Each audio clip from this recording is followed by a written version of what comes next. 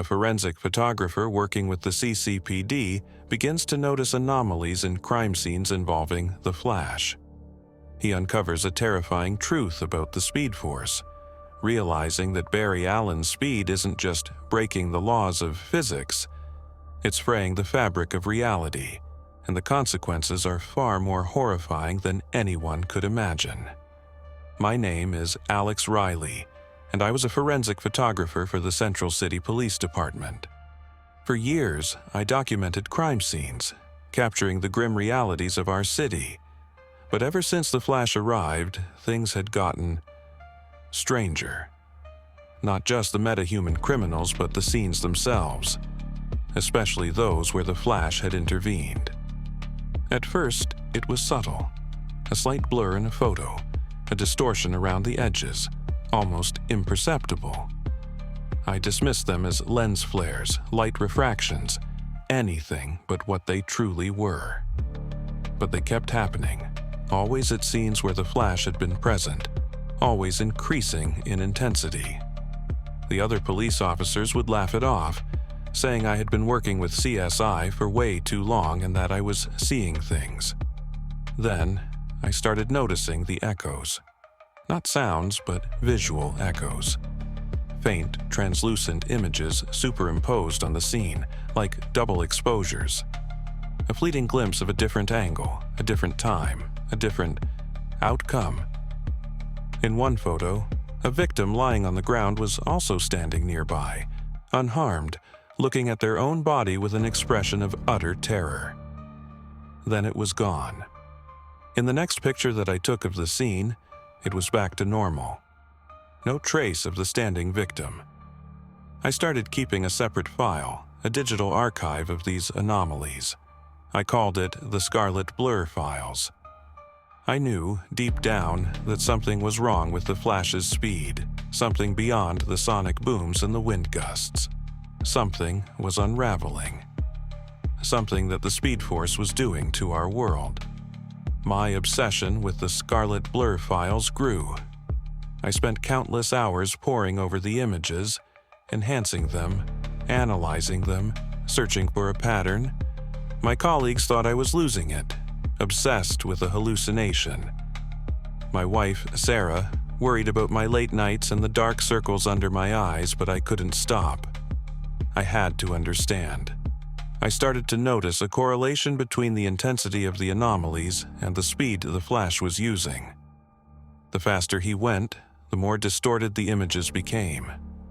It wasn't just visual distortion. Time and space themselves seemed to be affected. In one case, a bank robbery foiled by the Flash, I found an echo of a teller who had been shot in the initial robbery. In the echo, he was alive, unharmed. But in another echo, captured a fraction of a second later, he was lying on the floor, bleeding from multiple gunshot wounds that seemed far more severe than in the official report. Had the Flash, in his haste, somehow fractured reality, creating multiple timelines, multiple possibilities all bleeding into each other? Was he saving people, or making things worse? My research led me to the concept of the Speed Force, the extra-dimensional energy source that powered the Flash. It was a theoretical concept, even in a world with meta-humans, but the anomalies in my photos suggested it was more than just theory. It was real, and it was unstable. The turning point came during a major incident downtown. A new villain, calling himself Rupture, was tearing through the city, using some kind of vibrational weapon to destabilize buildings. The Flash arrived, a crimson streak against the chaos, and engaged Rupture in a high-speed battle. I was on the scene, documenting the aftermath. The destruction was immense, but that wasn't what caught my eye. It was the echoes. They were everywhere, more vivid, more tangible than ever before. I saw multiple versions of the same people, some injured, some dead, some alive and well, all flickering in and out of existence. Then, I saw it. A tear, a rip in the fabric of reality, shimmering in the air like a heat haze. It was small, barely visible, but I knew, instinctively, what it was. A breach, a gateway to another dimension, another timeline, another possibility. The Flash had run too fast. The barriers between worlds were thinning. And through that breach, I saw something. A fleeting glimpse of a world consumed by chaos. A world where the sky was a perpetual crimson storm, and monstrous, distorted figures roamed the ruins of a city that looked eerily like our own. A world where a red blur was not a hero, but a harbinger of the apocalypse. The breaches became more frequent, more pronounced. The echoes intensified, no longer confined to my photographs. I started seeing them in real time, fleeting glimpses of alternate realities, of lives that could have been, of horrors that should have been. The whispers started as well. They were faint at first, but became louder every time the Flash ran. The city was on edge. People were reporting strange occurrences, seeing things that weren't there, hearing voices that no one else could hear. The media, fueled by Jameson's increasingly frantic broadcasts, blamed the Flash, calling him a menace, a danger to the very fabric of reality. He had become the villain in his own city. I knew I had to do something to warn someone, but who would believe me? I was just a photographer, a man obsessed with blurry images and half-formed theories. I decided to go to the source. I had to confront the Flash. Using my connections within the CCPD and my knowledge of the Flash's patterns, I managed to track him down. I found him on a rooftop, overlooking the city, a solitary figure silhouetted against the setting sun. He was slower now, more deliberate in his movements, as if he too was aware of the damage he was causing. He seemed tired. "You're tearing us apart," I said, my voice trembling slightly. He turned, his masked face betraying no emotion. "I'm saving people," he said, his voice distorted by his speed, but I could hear the weariness in it. I showed him my files, the images of the echoes, the glimpses of other realities. I told him about the breaches, about the whispers, about the creature I had seen. He listened patiently, his silence more terrifying than any denial. When I was finished, he finally spoke. "The Speed Force. It's not what we thought," he said, his voice heavy with a sorrow I couldn't comprehend. "It's not just energy, it's a place filled with infinite possibilities, infinite realities, and every time I run, I brush against them, I tear at the seams." He looked out at the city, at the people he had sworn to protect. "I thought I was saving them," he whispered, "but I might be doing the opposite." The situation deteriorated rapidly.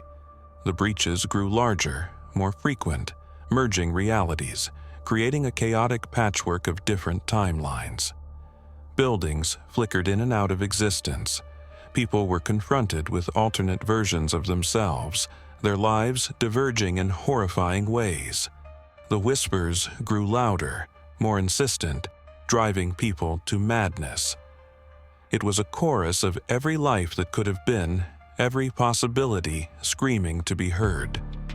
The glitchlings became more common, their forms shifting and distorting, their eyes burning with a cold, red light. They were no longer just fleeting images. They were becoming real, physical manifestations of the corrupted realities, drawn to our world by the growing instability. The Flash, burdened by guilt and the weight of his failing powers, tried to fix it. He ran faster, harder, pushing himself to his limits, trying to mend the tears in reality. But it was too late. The damage was done. The Speed Force was unraveling, taking our reality with it. In a final, desperate attempt to save what was left, the Flash decided to run one last time. He would enter the Speed Force itself, confront the source of the corruption, and try to seal the breaches from the inside. He asked me to document it, to record his final message to the world. He stood before me, his suit tattered, his body exhausted, his eyes filled with a grim determination. "Tell them," he said, his voice barely a whisper, "Tell them I tried. Tell them. Tell them to be careful what they wish for." Then, with a burst of crimson energy, he was gone. The Flash never returned. The breaches eventually stabilized, leaving our world scarred and forever changed. The glitchlings remained, a constant reminder of the horror we had glimpsed. The multiverse was still there, but unreachable. Our world had become fractured, forever tainted. I kept my promise.